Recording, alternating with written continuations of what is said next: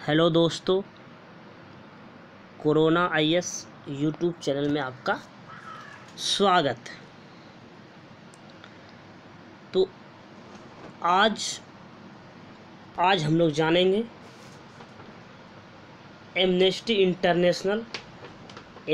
International क्या है और उसके द्वारा दिल्ली के दंगों पर क्या रिपोर्ट आई है। तो amnesty international and Delhi rights, ये आपके प्रश्न पत्र यूपीएससी के प्रश्न पत्र अंतर्राष्ट्रीय समसामयिकी से आपका जुड़ता है। तो आइए जानते हैं।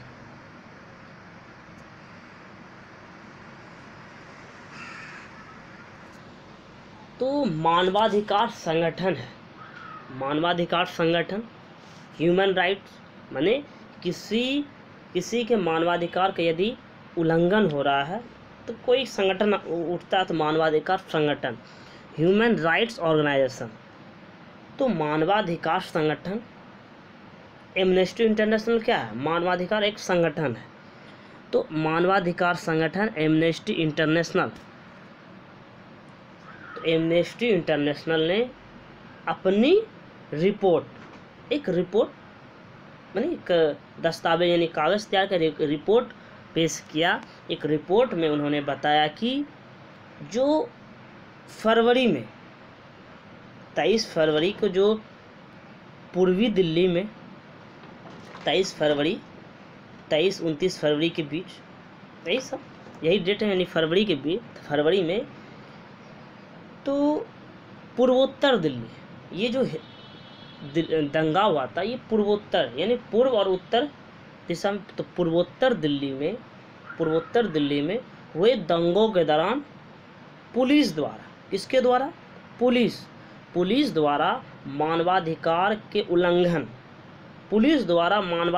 उल्लंघन के सभी जो आरोप लगे थे, मानवाधिकार के उल्लंघन के जो आरोप लगे थे उसकी जांच की गई कि क्या सही है क्या गलत है, किन्होंने किया मानवाधिकार का उल्लंघन।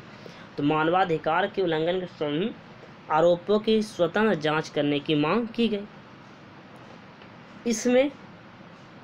इस रिपोर्ट को तैयार करने में 50 से अधिक वकीलों,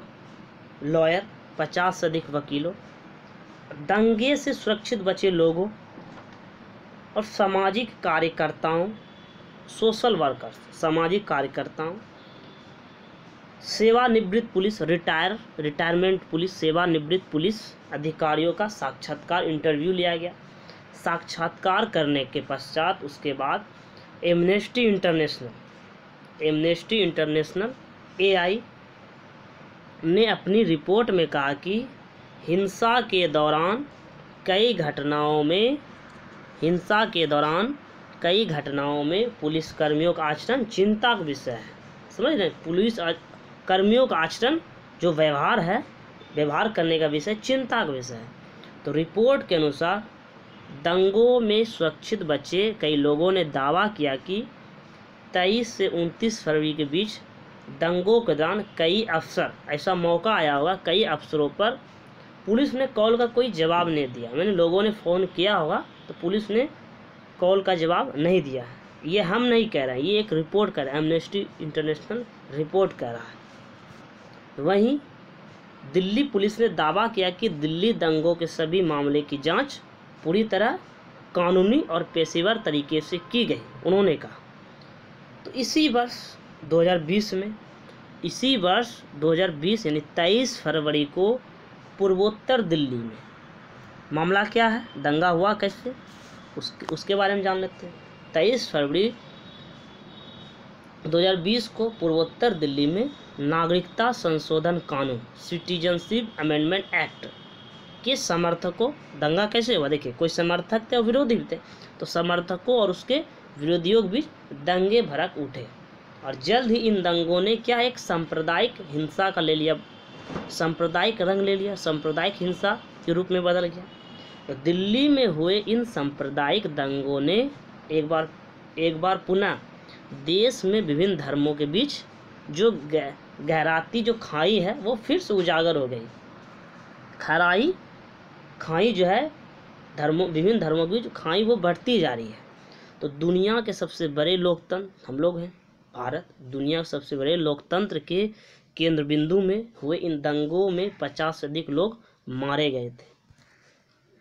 तो आइए जानते हैं एमनेस्टी इंटरनेशनल क्या है।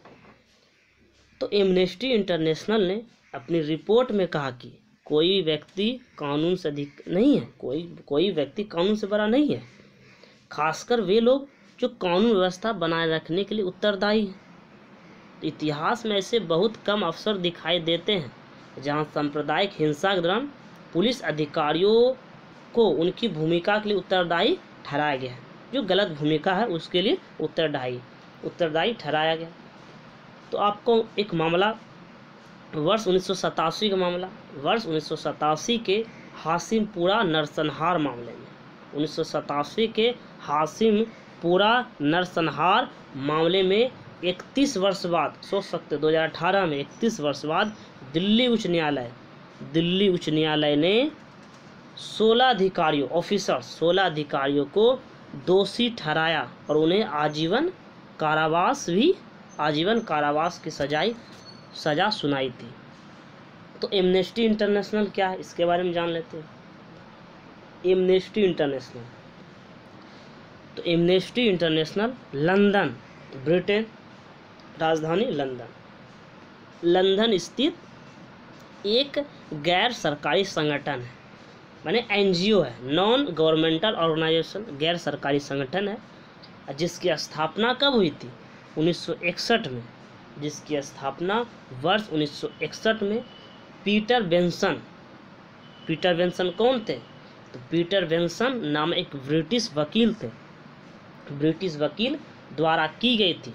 पीटर बेंसन ने एक जन आंदोलन के रूप में इसकी स्थापना मुख्य तौर पर दुनिया भर में उन कैदियों को रिहा कराने के उद्देश्य से की थी जिन्हें अपनी राजनीतिक, धार्मिक या अन्य धर्मनिरपेक्ष मान्यताओं की शांतिपूर्ण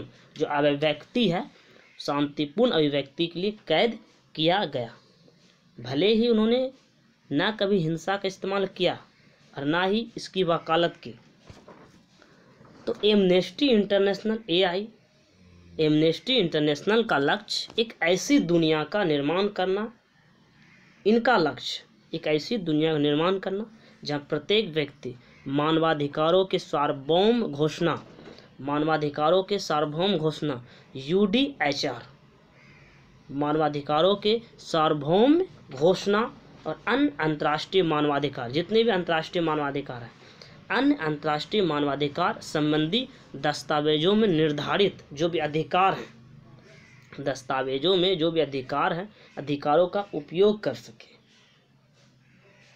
तो मानवाधिकारों की सार्वभौम घोषणा UDHR क्या एक दस्तावेज है? को बता दें कि बहुत सारे ऐसा दस्तावेज हैं, अंतर्राष्ट्रीय मानवाधिकार संबंधित बहुत सारे दस्तावेज हैं, उन्हीं में से एक है मानवाधिकारों की सार्वभौम घोषणा। UDHR एक महत्वपूर्ण दस्तावेज है जिसे कब अपनाया गया आपको बता दें, जिसे संयुक्त राष्ट्र महासभा, यूनाइटेड नेशंस असेंबली, संयुक्त राष्ट्र महासभा द्वारा 10 दिसंबर 1948 हमारी आज़ादी के बाद 1948 को पेरिस, फ्रांस की राजधानी पेरिस में अपनाया गया था। इसी दस्तावेज के माध्यम से पहली बार मानवाधिकारों को सुरक्षित करने का प्रयास किया गया। यह संगठन मुख्य तौर पर मानवाधिकार के विषय में अनुसंधान करती है, रिसर्च करती है, मानवाधिकारों के गंभीर दुरुपयोग को रोकने के लिए कार्रवाई करता है, उन लोगों के लिए न्याय की मांग करता है जिनके अधिकारों का उल्लंघन किया गया। इसी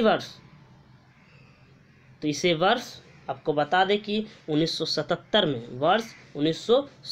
में अत्याचारों के विरुद्ध मानवीय गरिमा की रक्षा करने के लिए, जो अत्याचार है उसका मानवीय गरिमा की रक्षा करने के लिए नोबेल शांति पुरस्कार 1977 में नोबेल शांति पुरस्कार इसीलिए स्टार्ट किया गया था। अत्याचारों के विरुद्ध मानवीय गरिमा की रक्षा करने के लिए नोबेल शांति पुरस्कार 1977 में स्टार्ट किया। वर्ष 1978, एक साल बाद वर्ष 1978 में मानव अधिकारों के क्षेत्र में संयुक्त राष्ट्र मानवाधिकार पुरस्कार से भी सम्मानित किया गया। 2 पुरस्कार इंटरनेशनल क्षेत्र में एक नोबेल शांति पुरस्कार और संयुक्त राष्ट्र मानवाधिकार पुरस्कार 1978 में स्टार्ट, 1977 में शांति नोबेल पुरस्कार। तो एमनेस्टी इंटरनेशनल इंडिया, हर एक देश का संस्था होगा एमनेस्टी, तो एमनेस्टी इंटरनेशनल इंडिया भी है। तो एमनेस्टी इंटरनेशनल द्वारा शुरू किए गए मानवाधिकार आंदोलन का एक हिस्सा है। भारत में जो है amnesty international India, amnesty international द्वारा शुरू किए गए मानवाधिकार आंदोलन का एक हिस्सा है। और इसका जो पंजीकृत कार्यालय कहाँ है? कर्नाटक। पंजीकृत कार्यालय कर्नाटक के बेंगलुरु में स्थित है।